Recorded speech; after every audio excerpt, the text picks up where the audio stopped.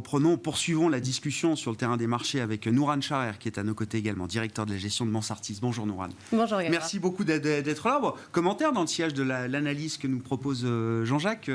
Effectivement, moi j'aime bien l'idée. Ces situations de marché un peu entre deux peuvent durer.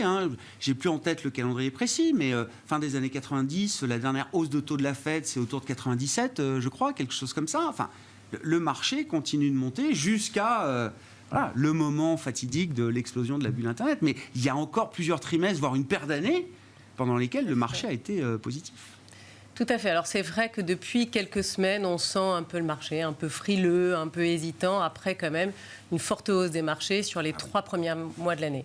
Donc il faut se rappeler, les investisseurs avaient acheté en début d'année un scénario économique plus résilient qu'anticipé, caractérisé par une demande des biens qui est très forte, qui vient compenser la baisse, une demande dans les services qui est très forte, qui vient compenser la baisse dans les biens, une reprise chinoise qui vient compenser le ralentissement économique aux États-Unis et en Europe, et enfin une désinflation enclenchée en marche avec des politiques monétaires moins restrictives. Depuis quelques semaines, il y a effectivement plusieurs sujets d'inquiétude. Alors, je mets de côté le stress bancaire qu'on a eu, le sujet sur le plafond de la dette qui a été résolu.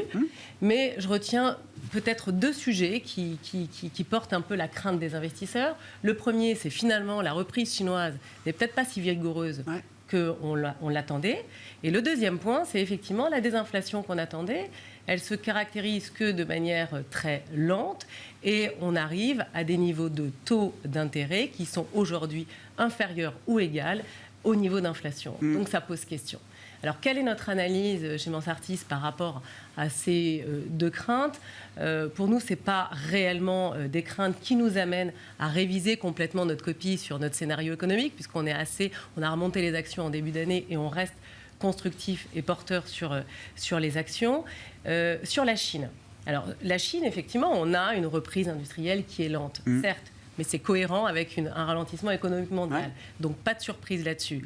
Mais face à ça, on a une consommation qui reste forte, notamment dans les services. Et il ne faut pas oublier que la reprise chinoise, elle est autonome.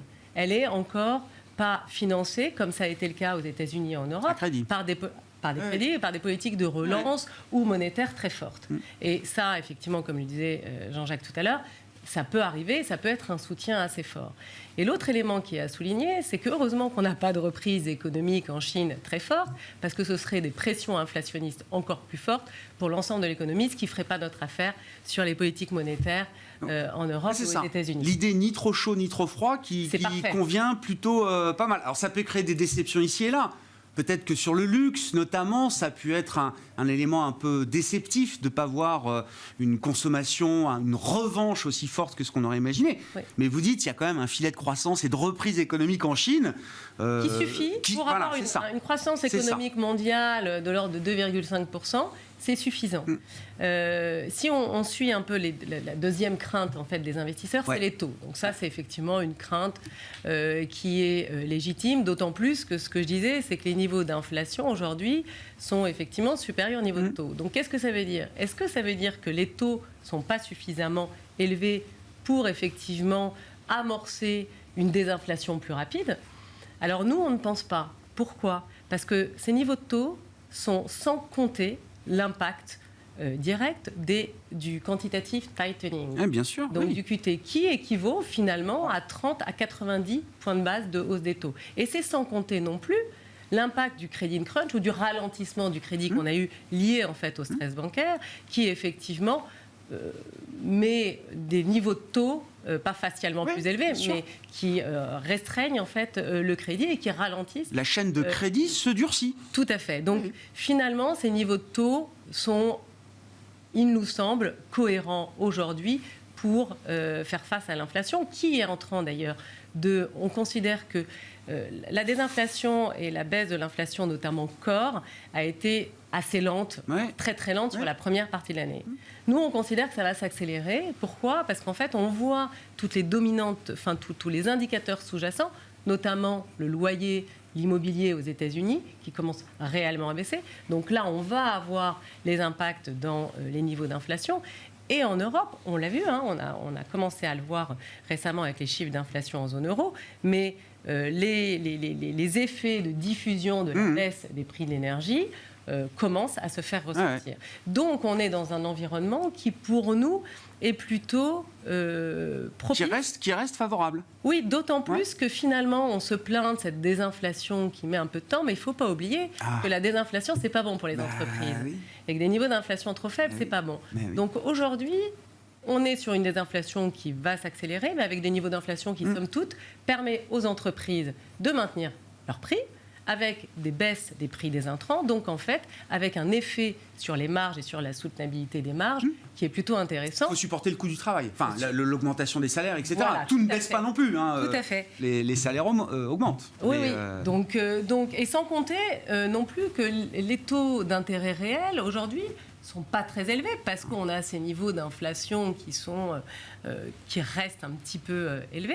Donc, il n'y a pas aujourd'hui d'impact direct sur les résultats financiers des entreprises. Donc cet environnement-là, pour l'instant, on a une fenêtre de tir qui est plutôt, il nous semble, assez porteur pour les actifs risqués et notamment pour les actions. Ce sera peut-être une autre question pour 2024. Comment ? Oui, non, bon, chaque séquence et chaque jour suffit sa peine. Il y aura d'autres séquences de marché, évidemment, mais dans cette séquence-là, comment vous regardez les moteurs du marché action ? Alors c'est vrai qu'il y a eu ces deux gros moteurs qu'on met d'ailleurs en équivalence. Hein. Le luxe en Europe, les calls, on a essayé de coller là aussi un anagramme sur nos valeurs du luxe parisienne essentiellement, face aux GAFAM ou aux FANG américaines. On met ces deux groupes souvent en équivalence, avec un statut boursier un peu équivalent chez les investisseurs. Il y a visiblement un groupe, celui du luxe, qui a un peu calé ces dernières semaines, quand le groupe tech US Megacap, lui, accélère même sa reprise et son envolée. Oui, alors c'est vrai qu'il y a deux thématiques qui portent les marchés depuis le début de l'année. Il n'y a pas que le luxe, il y a la réouverture de la Chine au sens large, même si effectivement c'est à peu près, depuis quelques jours, c'est un peu plus stable, mais le tourisme, le voyage et le luxe, effectivement, on a des valeurs qui progressent entre 30 et 40% depuis le début de l'année. Sur le luxe, ce n'est pas que lié à la réouverture de la Chine, c'est beaucoup plus ancien et c'est complètement lié en fait à la croissance exceptionnelle et phénoménale des ventes à des niveaux historiquement élevés. Depuis 2019, au niveau global et moyen du luxe, on est sur des ventes en croissance de 45%. C'est historique et c'est des très beaux résultats qui ont été soulignés par effectivement une très belle performance. Alors attention, parce que ça a amené des niveaux de valorisation relativement élevés, pas au global au niveau du luxe, mais au niveau de certaines valeurs. On peut citer Hermès, quelles que soient les métriques qu'on prend, par rapport au chiffre d'affaires, par rapport aux marges, par rapport aux comparables ou par rapport aux historiques, on est sur des primes de valorisation historiquement élevées. Donc attention sur quelques valeurs du luxe qui, effectivement, dans un environnement où tout d'un seul coup on entend des reprises de cas de Covid en Chine, etc., peut un peu calmer les investisseurs. Donc ça explique effectivement le petit coup d'arrêt boursier qu'on a vu sur le secteur après toute la performance spectaculaire que vous avez rappelée. Alors après, il y a la deuxième thématique qui est l'IA. On s'encombre assez peu de la question de la valorisation, justement, sur cette thématique de l'IA, contrairement au luxe, contrairement par exemple. Au luxe est là pour souligner des résultats concrets passés, enfin, sur les dernières années. Pour l'instant, l'IA, on est beaucoup dans l'enthousiasme et dans le prévisionnel. Alors, honnêtement, c'est toujours très compliqué pour les économistes, pour les analystes, pour les stratégistes, quand on est face en fait à des avancées technologiques majeures. On l'a vu avec l'automatisation, la digitalisation, les RPA, etc. C'est très dur d'analyser les impacts, que ce soit sur l'économie ou sur les modèles économiques. Donc, quelles sont les forces, quelles sont les faiblesses, quelles sont les menaces, quelles sont les opportunités. Ça a toujours été très compliqué. Mais le marché, pour lui, c'est pas compliqué parce qu'il a été discriminant très vite. Donc, il y a les gagnants et il y a les perdants. Donc, les gagnants les premiers gagnants qu'on voit, Jean-Jacques en a parlé, mais c'est effectivement le secteur des semi-conducteurs, avec Nvidia ou Marvell Technologies. Nvidia, quand même, a plus 165% depuis le début de l'année. Marvell Technologies a plus 65%. C'est pas sans nous déplaire, parce que c'est deux valeurs qui constituent des positions importantes dans le fonds Mansartis Amérique ISR. En Europe, on est toujours plus mesuré, donc les semis, c'est plus 30. Mais ça a été vraiment porté par, effectivement, cette médiatisation. Oui, ça paraît très légitime. légitime. Le côté développement... hard-tech, infrastructure, nécessaire à toute forme de développement de l'IA générative, quels que soient les usages et les formes que ça prendra. Tout à fait, parce que ça va accompagner et ça va améliorer les capacités productives de l'IA. Donc le marché ne se trompe pas quand il fait ce choix-là très vite, très fort, d'une certaine manière. Alors après, il y a des questions de valorisation sur lesquelles je ne rentrerai pas parce qu'en fait, elles ne veulent plus rien dire à ce niveau-là. Quand on regarde les valorisations de certaines valeurs aux États-Unis, notamment Nvidia, c'est vrai qu'en fait, on n'a plus de rationnel. Mais c'est vrai que vous l'avez dit, il y a les infrastructures aussi avec les data centers dédiés. Là, on voit bien, on a Amazon, on a Google, on a Microsoft qui effectivement progressent très bien depuis le début de l'année. On a aussi les utilisateurs de l'IA. Donc eux, on va voir effectivement une amélioration de la productivité, de l'efficacité, grâce en fait à une intégration croissante de l'IA générative. Et puis il y a les perdants. Donc les perdants, les investisseurs considèrent à juste titre que ce sont les services aux entreprises à faible valeur ajoutée. Il y en a qui sont à forte valeur ajoutée, on le voit avec Dassault Systèmes qui en a un peu profité.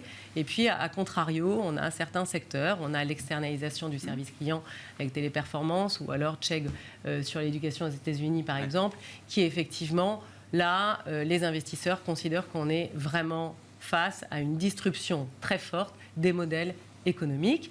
Alors attention, il faut toujours prendre un peu de recul et il y a une loi que j'aime bien citer qui s'appelle la loi d'Amara, qui est très très ancienne, qui a été reprise par beaucoup de CEO de la tech américaine, qui souligne le fait qu'on a tendance toujours à surestimer les impacts court terme de tout développement technologique et de toute avancée technologique, et à contrario, on a tendance à sous-estimer les impacts long terme. Donc attention, le marché va très vite, il faut prendre un peu de recul et vraiment bien analyser les impacts directs, indirects, sur certains secteurs et sur l'économie aussi quand même en général.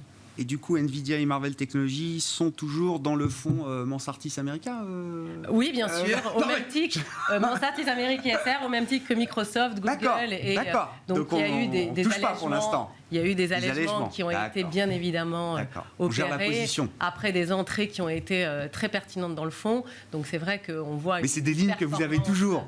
Bien évidemment. Oui. Non mais je sais pas, Cathy Wood a coupé tout Nvidia fin janvier. Donc, oui, tout à fait. Alors nous, on les avait renforcés presque. Donc, vous avez racheté à Cathy Wood sur Nvidia. Voilà. Bon, merci beaucoup Noran. Merci d'avoir été avec nous en plateau. Directeur de la gestion de Mansartis et Jean-Jacques Oana qui était à nos côtés également pendant cette demi-heure d'émission et d'édition. Voilà pour Smart Bourse à la mi-journée. On se retrouve à 17h en direct sur Bismart.